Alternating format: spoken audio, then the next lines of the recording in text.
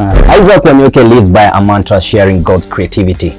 To him, sharing knowledge is the first step to empowering a society and self-fulfillment. Leo nataka tutengeneze hii string and nails decoration. Twende hivyo. Shida ni hiyo tu ya kusema utafikaji hapo. If you feel you can help in one way or another, just to explore or just to showcase what is it Kenyan handmade creators can do, this is one of them. Tuzidi na Hustle in association with Safaricom.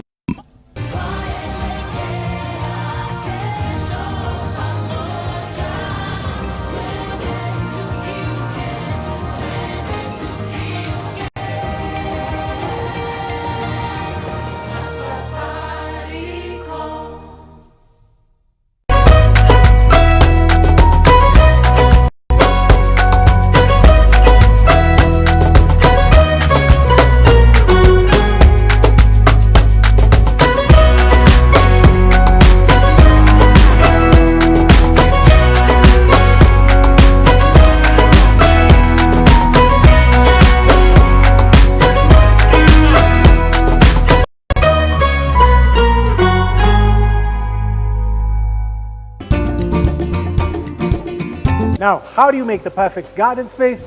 They could actually change the scenery and make it, a lush green space.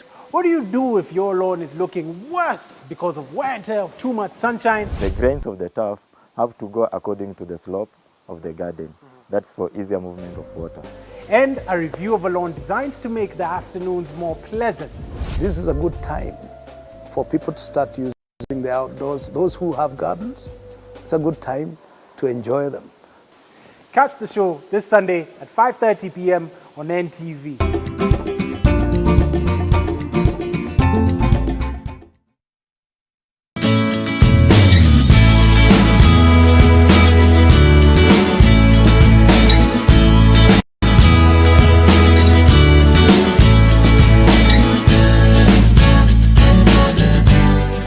We offer courses in journalism, business management, human resource, ICT, among others. For more information, contact us on the details on your screen.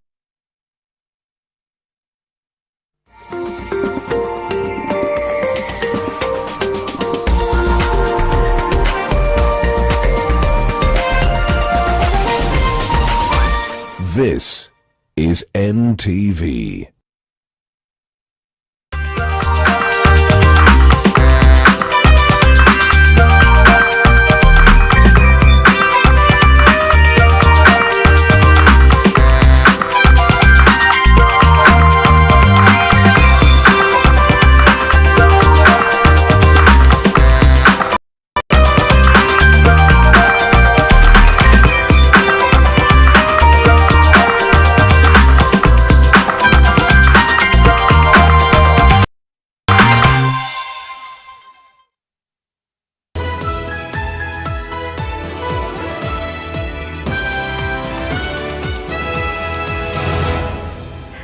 A very good afternoon to you. You have made it to the end of the second week of January, the 10th of January 2021. A very warm welcome to NTV at 1. We have a lot lined up for you this afternoon. My name is Zainab Ismail.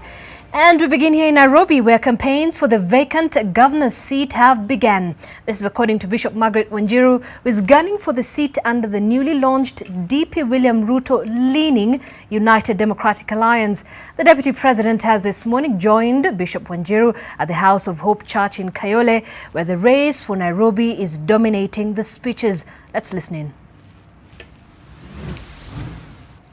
Ongea kuhusu hiyo maneno. Na mimi nasema kwamba mimi ni mtu mdogo sana. Mdogo sana. Kwa Wakenya hao wote mimi ni mtu mdogo. Hata wale watu ambao nawakilisha ni watu ambao ni wanyonge. Lakini wakati tunaongea hii maneno, tumefundishwa kama Wakristo kusema ukweli. Kwa sababu nikisikiza ground yangu ya Ruiru, hivyo ndio watu wanasema. Watu walemavu wanasema hivyo.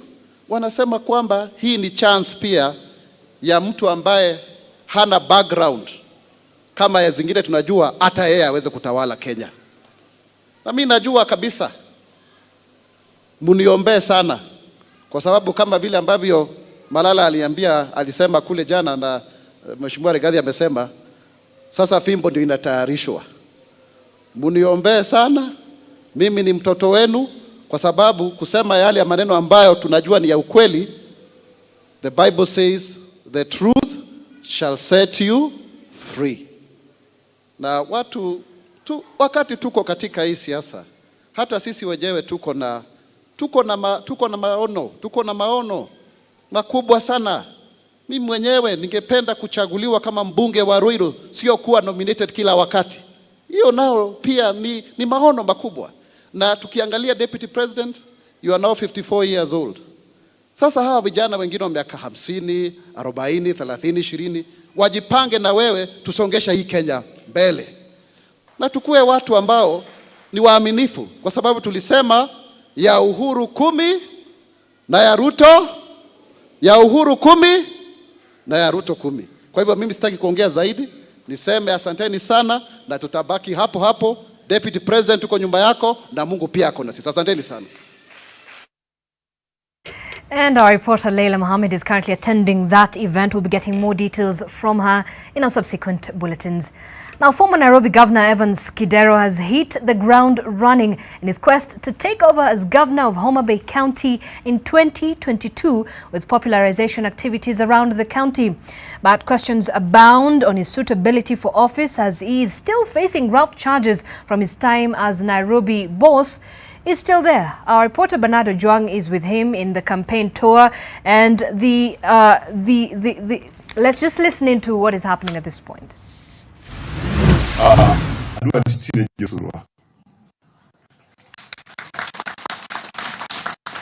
That's why I want to come back home. And there are few fundamental things we are supposed to achieve in devolution: health and water, education, creating business enterprises for our people and engaging our youth and our women. Infrastructure like Dembo Wacha in Kanyaluo. Karam toka matiendo gangore ni nyakato na uo maida piko kadi ono mafibi. To angeo no sief na mawiti oseti momonyalo. Awito kan manu sief na kendenera. Oseti momonyalo. Koro tamukike no kakoroa to kamoweano. Wobuoter mondo joma. There you have it, former Nairobi Governor Evans Kidero there in his quest to take over as Governor of Homa Bay County. We'll be getting more details from Bernardo Juang. Let's now head down to Mombasa, where a bus belonging to Paul Mann's Tours and Travel Company has plunged into the ocean at the Likoni crossing channel. 2 occupants, driver and conductor, have been rescued, and efforts to retrieve the vehicle are underway. Our regional correspondent Kevin Mutai is now joining us live from Mombasa. Kevin, what's the latest on this development?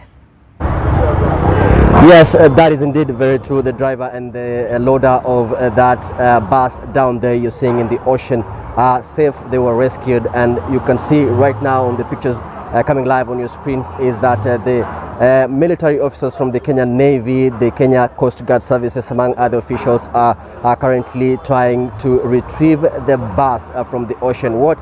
This incident happened at around 10:30, and what you can see right now is that the vehicle has been anchored onto a tree to avoid it slipping further into the deep. And according to the driver, the accident occurred when, because of the slippery flow of the ramp. You know, Mombasa has been raining for the better part of the morning, and it skidded into the ocean. But they're both safe as the rescuers came in on time and managed to pull them out of the vehicle. And joining here me right now is the director of operations at the Paul Mann's, the company that owns the bus, Mohammed Ersi. Just maybe bring us up to speed what actually transpired.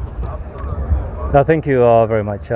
What happened was that we had our buses last night, 3 of them, that crossed to Diani to take some of our passengers who are arriving on the charter flight, and they had delivered them to Diani, the various hotels. So this morning, just about 10 o'clock or so, they were crossing back to the island, and the ramp was quite slippery, and the bus ended up skidding. And actually, he was just about to enter the ferry and the bus ended up, moving so much to the left and eventually plunged into the ocean. So what we want to report is that there was no guest that was involved. The bus had only our driver and our helper. And the good news is that both the driver and the helper were rescued and they are safe. Then currently what is ongoing is the salvage aspect, where we are trying to get out the bus. So I would like to thank on behalf of Pullmans and also the tourism industry, how the public came out very strongly to help. Strangers jumping to the waters to try and see, to help if there was any passengers involved. And then number two also is to thank Kenya Coast Guard and Kenya Ferry Services, because even currently all the work that's going on is Kenya Coast Guard who are helping us do it. And salvage is ongoing, and hopefully once we get out the bus, then we'll take up other things. But the good news is that no guest was involved. We've seen reports in various social media where they're saying all the tourists were saved. So the bus was empty. It only had the driver and the helper. So we are glad that there were no fatalities, and we just want to thank everybody, and especially the public who came in very strongly to see how they could help. And that's the spirit of Kenyans. Thank you so much. As you can also see that the ferry services are going on as usual, and just on my right hand right there, that is a tower vehicle that is preparing to pull out the bus from the Indian Ocean. It's just next to the mainland where the accident occurred. Remember, this is not the first time such an incident occurred. Recently we witnessed another accident at the Kibarani area where a small vehicle plunged into the ocean, and board were a mother and his son, and unfortunately the mother passed away. And again, remember in 2019 a similar accident happened just right in this particular section of the channel where mother and daughter Mariam Kigenda and Amanda Mudeu, the vehicle slipped off the ferry and plunged deep into the ocean. It took 14 days for the recovery the process to happen, and right now, as you can see, we're expecting what's going on right now to be done, to be complete probably in the next hour or so. As you can see, all the manpower, the machinery are in place, and of course the efforts put in place by those agencies, the Kenya Ferry Services, the military personnel, the Kenya Coast Guard Services. We're expecting this to be done in the next hour or so. We're here on standby. We'll still try to get more views, especially even from the driver himself, whom I understand is currently in shock and is being cancelled, and I believe also a statement recording, is giving out a statement probably to his bosses, and of course also I can see the police officers already also here, and all this that is happening right now is in the effort of try to retrieve the bus from the water, and will definitely be giving you a proper and a comprehensive story to what exactly transpired in our subsequent bulletins later at 7 p.m. and 9 p.m. Back to you, Zainab. All right, thanks, Kevin Mutai. And of course, we thank God that there were no fatalities. Now, decades of a border dispute between neighboring communities in Isiolo-Wajir and Garissa counties has continued to escalate. At least 6 more people have been killed in the latest flare-up of conflict in the region. Area leaders now want security agencies to heighten operations in the area. Gina Kirori has more.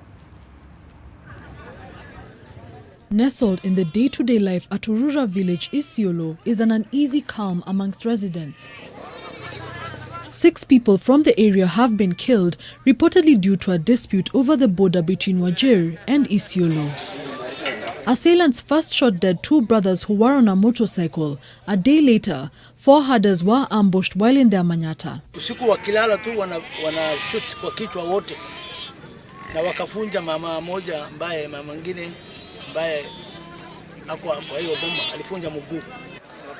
Those from Wajir West have been seeking to extend the boundary, therefore pushing their Isiolo neighbors from the area where they water their livestock.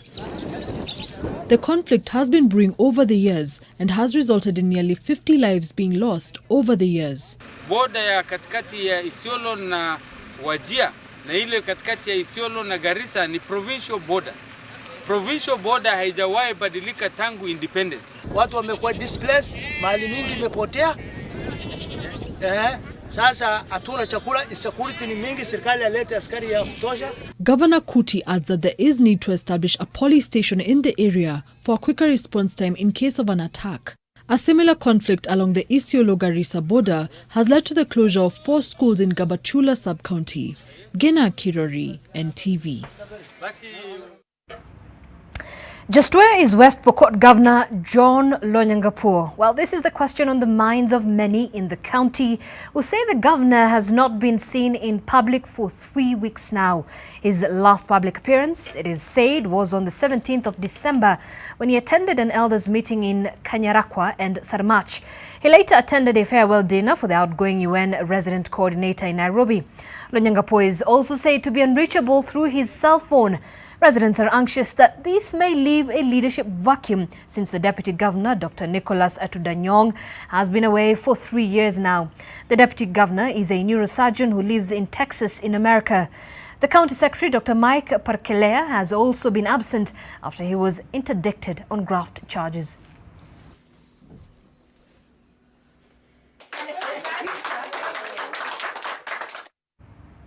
While away from that, water. See, water is life, but unfortunately to some, water is death.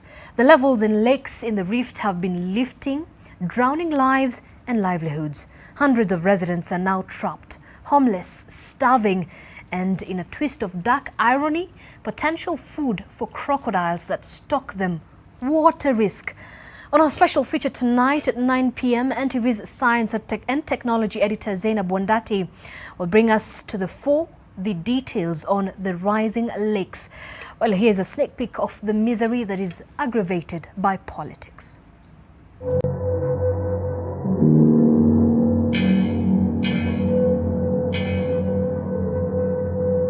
I could walk like this for hours, and it might even take me a day before I hit water. As far as my eyes can see, all I see is wilderness. But guess what? This is actually Lake Magadi that I am walking on right now.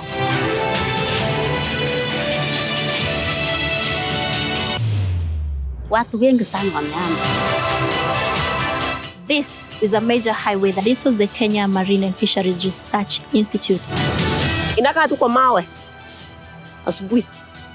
Sasa inashindwa asubuhi, watoto hako hapo. Kuna harufu nyingine inatoka mbaya sana na inatoa affect. Lakini hapa watu wanakuja kutumia kisiasa.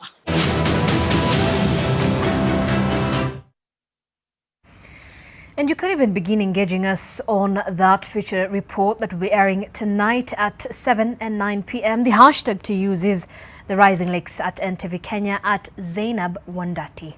Well, the supremacy battle between the Kenya National Union of Teachers and the Teacher Service Commission is dragging on, with Union Secretary General Wilson Sossion accusing the Commission of sabotaging the Teachers Union. Sossion says the move by TSC to withhold funds is meant to stall the union's elections. He says the union may resolve to use standing orders that will require teachers to submit their contribution directly if TSC continues with attempts to clip to the union. And our relationship with TSC is not a choice. TSC must respect NAT and the independence of NAT and engage NAT within the framework of the law. Who is this at TSC who is intellectually deficient, who imagines that they cannot engage strong unions and therefore the only thing to do is to kill? And that's the advice I'm giving government. And we are telling government a strong NAT is good for the education system of this country. All right, and on that note, let's take a quick breather. We'll be back. Stay with us.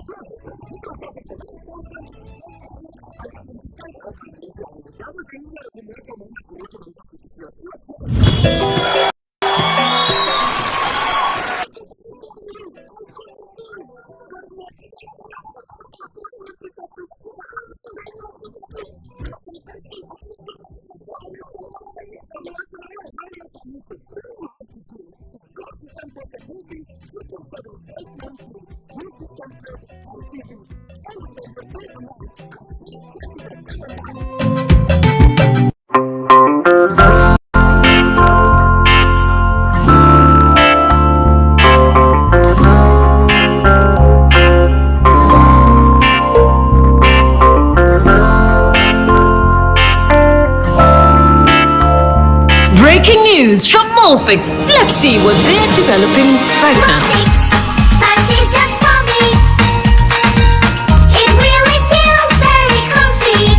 Molfix pants with anatomic fit technology. New Molfix pants, an invention from babies for babies. You should also try Molfix. Isaac Wanyoke lives by a mantra, sharing God's creativity. To him, sharing knowledge is the first step to empowering a society and self-fulfillment. Leo nataka tutengeneze hii string and nails decoration. Twende hivyo. Shida ni hiyo tu ya kusema utafikaji hapo. If you feel you can help in one way or another, just to explore or just to showcase what is it Kenyan handmade creators can do, this is one of them.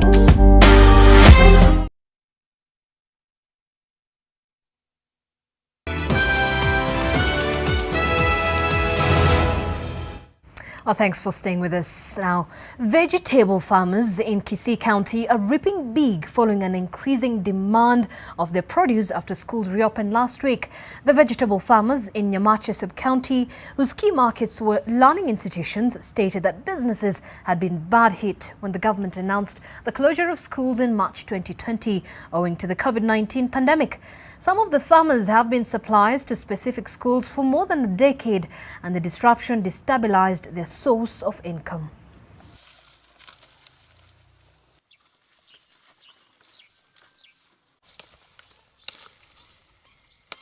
Sukuma inatusaidia sana wakati watoto wako shuleni. Tunapata wale ambao wako na tenders kwa shule. Wakati hawana sukuma yao iko kidogo, wanakuja wanatusaidia pia sisi. Tunawachunia, wanatupatia pesa, nasi pia tunapelekea watoto wetu kwa shule. Tutaendelea kupanda sukuma na hiyo cabbage ndio tupate pesa. Tulipata shida sana wakati shule ilifungwa.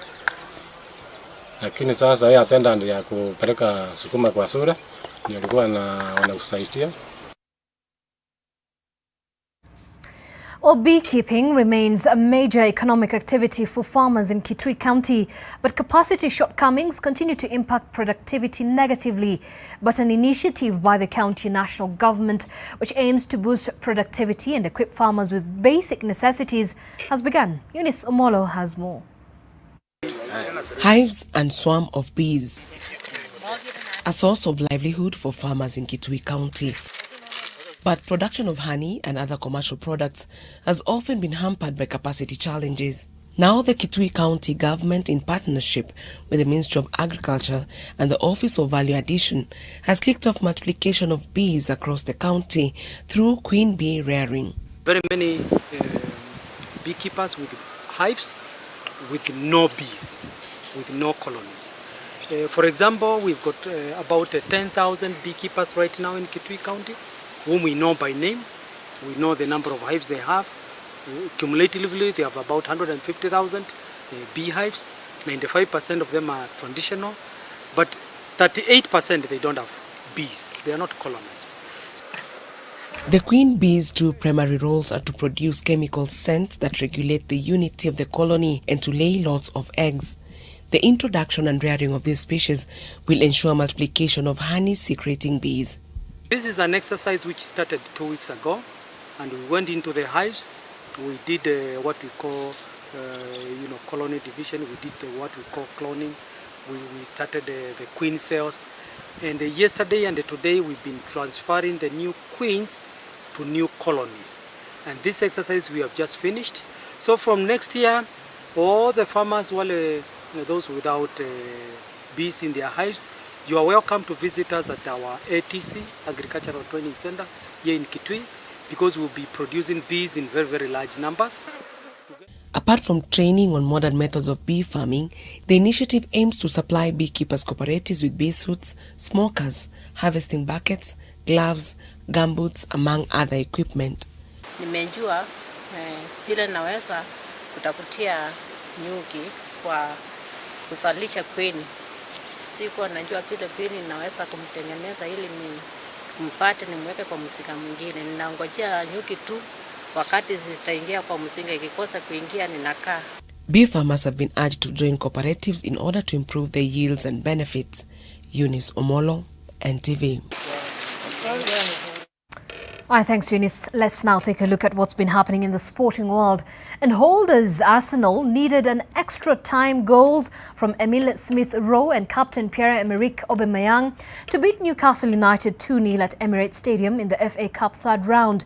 Smith put the Gunners in front in the 109th minute before Aubameyang topped in the second in the 117th minute. Arsenal, who have won the FA Cup on a record 14 occasions, go into the fourth round draw having been knocked out in the third round just once in the past 25 years. Here's Tierney now. Xhaka, good running by Tierney again, into Aubameyang. It's goal number 2, and the man who scored both goals. Sparingly. Swung out, and the header by McTominay's in. And Manchester United have taken under 5 minutes to take the lead. It's his first FA Cup goal. The dreams start for Ole Gunnar Solskjaer's side. We got a couple in that Leeds win that you were talking about, Scott McTominay. And the skipper gets his side off to the perfect start. Tacks the ball really well, heads it into the ground. Backman on the stretch, can't keep it out. Good delivery from Telles. And McTominay gets there first, attacks it well. Keeper has no chance. Good movement from him in the box, wasn't it? The zigzag away from his markers. And in the Spanish La Liga, Antoine Griezmann and Lionel Messi scored 2 goals each as Barcelona beat Granada 4-0. Griezmann gave Barcelona a lead in the 12th minute before Messi scored the second goal in the 35th minute and the third 3 minutes before halftime. Griezmann then scored the 4th goal in the 63rd minute. Barcelona have now extended their unbeaten run to 8 league matches. The win lifted Ronaldo Koeman's side to 3rd place in the log with 34 points, 3 behind their arch rivals Real Madrid, who played a barren draw against Osasuna at El Sadar. Atletico Madrid controlled the log with 38 points, having 3 games in hand. Meanwhile, Sevilla beat Real Sociedad 3-2. Today, Levante take on Eibar, Cadiz play Alaves, and Real Valladolid entertain Valencia. Perhaps was his best. Here's Dembele over the top to Griezmann. Lovely finish from Antoine Griezmann. World-class finish from the Frenchman. Absolutely stunning technique. Lovely ball in. Griezmann brings it down as though there's Velcro on the toe of his boot. And with absolutely no angle left, beats Rui Silva. And Italian Serie A leaders AC Milan beat Torino 2-0 at San Siro last night. Milan's goals were scored by Rafael Leao in the 25th minute and Frank Kessie, who converted the penalty in the 36th minute. While in other results, Atalanta beat Benevento 4-1, while Genoa won 2-0 against Bologna. Today, Roma welcome Inter Milan, Parma play Lazio, Napoli visit Udinese as defending champions Juventus host Sassuolo tonight. Surely deserved. Taken smartly by Rafael Leao. Sizing this one up from the spot against Sirigu. It's coolly done from Kessie for 2-0 Milan. He takes full advantage from the spot, and the leaders double their advantage here. He's got a Away from sports, let's just take a look at some of the stories making headlines regionally. And heads of different law enforcement and security agencies in Uganda have warned politicians and members of the public against fomenting any form of chaos during next week's presidential and parliamentary elections. Now, during a joint security briefing at police headquarters in Kampala, Inspector General of Police Okoth Ochola warned that the security forces will do all it takes to keep law and order before, during and after the elections. The police boss has also warned the media is not exempt from the strict law enforcement measures to be put in place. We have our reporter Sudhir, who is there and will be giving us that report in a moment right now. But first, let's just head back to what has been happening in Kayole at the House of Hope Church, where we have Deputy President William Ruto speaking. Let's listen in.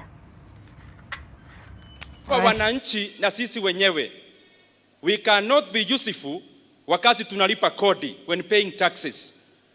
We cannot be useful when we are voting for you and the other mabwenyenyes. Then we become takataka and unuseful when we request for a space on the table that makes decisions in this country.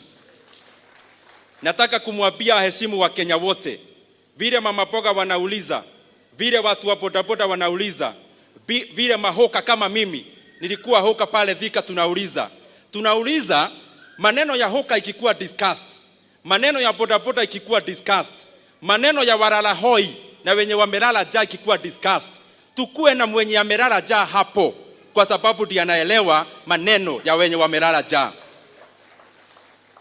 Na pia Mheshimiwa Deputy Rais, mimi pale Kiharu naweka tiles kwa mashule ya primary schools. And every time I visit my local primary schools, nauliza hao wanafunzi what they would want to be in future. And Bishop, many times I get responses. Others tell me they want to be MPs. Others they want to be CSs. Others they want to be deputy presidents. Others they want to be president. Ama jukumu yangu na vile na mwito wangu nauliza siku ya leo. The dreams of those hustlers that I represent, and the dreams of the hustlers and the children of hustlers that I represent, those dreams cannot be achieved because ati mtu moja ya kabila yao amefika kwenye wanataka kufika.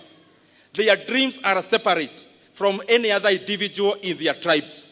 Na ni vizuri yule mtoto mdogo ambaye ni Mkalenjin ama Mkikuyu agetaka kuwa rais in future, they must never be disenfranchised because one of them has been president. Any young Luo. All right, well, Del, you have it. Kiharu, Member of Parliament, Ndindi Nyoro, politics at the pulpit there. Mostly the conversation dominating today's church service is the race for Nairobi. The Deputy President was actually there today. Just going back to what has been happening regionally and just giving you a heads up of what is happening. It's that the heads of different law enforcement and security agencies in Uganda have apparently warned politicians and members of the public against fomenting any form of chaos during next week's presidential and parliamentary elections. And during a joint security briefing at police headquarters in Kampala, the Inspector General of Police Okoth Ochola also warned that the security forces will do all it takes to keep law and order before, during and after the elections. The police boss has also warned the media is not exempt from the strict law enforcement measures. And like I said, our reporter Sudhir Viaranga reports. Since the November riots that claimed the lives of over 50 people, there have been major concerns about the possibility of violence on the days leading to, during, and immediately after the election slated for 14th January. Today, the Inspector General of Police, the Deputy Commander of Land Forces, the Commissioner General of Prisons, and the Ministers of Defense and Internal Affairs addressed the country on the status of security and what plans they have to secure the election. The Inspector General of Police, Martin Okoth Ochola, said that under the Interagency Security Master Plan, they will not allow any form of violence funded by politicians and their supporters. I would like to assure the whole country that whoever foments trouble will regret why his or her mother gave birth to him or her. Ochola highlighted that there have been information that some presidential candidates are already doubting the outcome of the election. We have a multi-layered security response of patrol groups on foot, motorcycles, and patrol vehicles. We have practiced active drills on several scenarios, including violent riots, radical youth groups, cyber harassment, clashes between rival groups, and so on. The police chief also warned that there is enough space in Uganda's prisons to keep those who will be arrested for causing chaos. We shall harvest them and act firmly. We have space I would say of about 30,000. In other words, we are occupying 200%. Although some politicians have been telling their supporters to stay at the polling stations to guard their vote, Deputy Police Chief Major General Paul Lokecha said that will not be entertained. And this we want to put it very, very clear to everybody. You need to vote and go home. Of course, they have guidelines about the agents, the few agents which are supposed to be there to represent their parties. But any act of hooliganism within the polling stations will always not be acceptable. When asked about apologizing to journalists for the brutality against them in the previous operations, this was Ochola's response. Actually, it is the contrary. It is the media targeting security. The media would like to portray security as being brutal, as being against the government itself. I think this is very unfortunate and we must put it clear. I'm very sorry, excuse me, we shall not apologize. The IGP further asserted that journalists will be beaten if they cross the line. We are telling you there's a danger there. For you are insisting you must go where there's a danger. Yes, we shall beat you for your own sake. Other officers weighed in on the issue of the media. Presidential candidate sitting on top of a vehicle, and none, even my friend Sudhir, cannot even criticize it and say this is wrong. Supposing you fall out and you die, whom are you going to blame?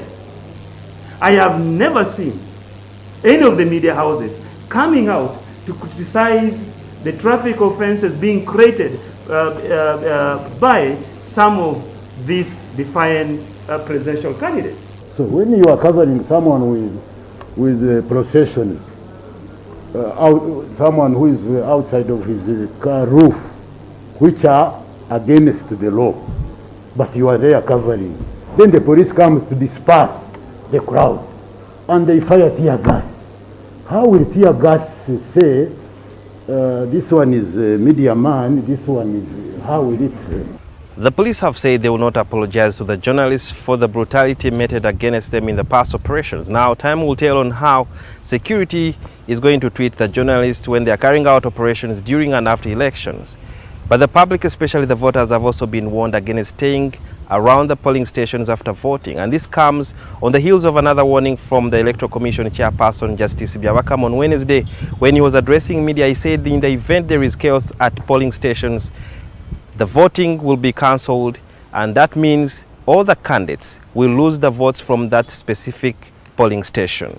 Sudhir Biaruhanga, NTV at police headquarters in Nakuru. All right, thank you, Sudhir. And that report there by Sudhir brings us to the end of our bulletin this hour. Many thanks for keeping us company.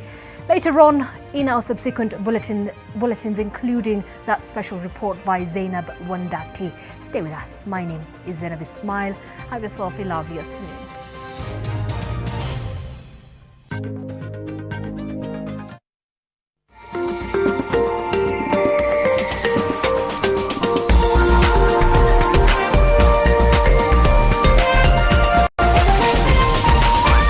This is NTV.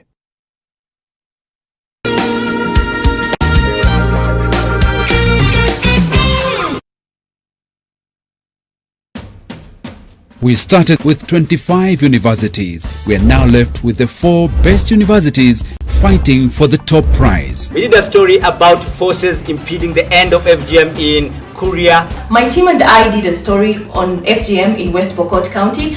Nyembe za Uasi. It's a story about cutters changing the narrative of FGM in Garissa County. This is a story that you've never seen before. We're inviting you, the viewer, to be part of our judging panel by voting for your top story.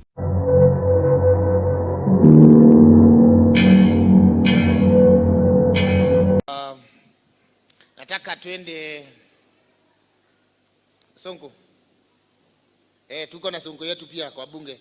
Sonko ingine tukipeleka governor ya Nairobi, tunakuwa na Sonko ingine tunarudisha bunge. Anaitwa Nelson Koesh. Karibu sana. Koesh. Hatupigi makofi.